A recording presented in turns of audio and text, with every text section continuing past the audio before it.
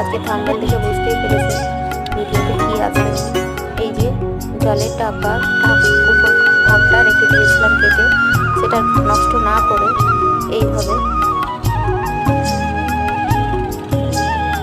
রডের সাহায্যে লাগিয়ে রেখে দিয়েছি এবং এখানে কিছু লাল শাকের বীজ লাগিয়ে দিলাম এবং উপর থেকে মাটি দিয়ে দিলাম।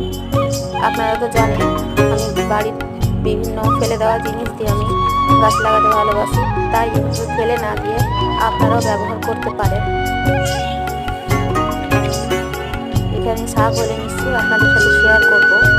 ভালো লাগলে লাইক কমেন্ট শেয়ার করবেন এবং পাশে থাকবেন, আমার চ্যানেলটি সাবস্ক্রাইব করবেন। আর এভাবে চাইলে আপনারাও জিনিস না ফেলে এভাবে ব্যবহার করতে পারেন। ঠিক আছে বন্ধুরা, টাটা।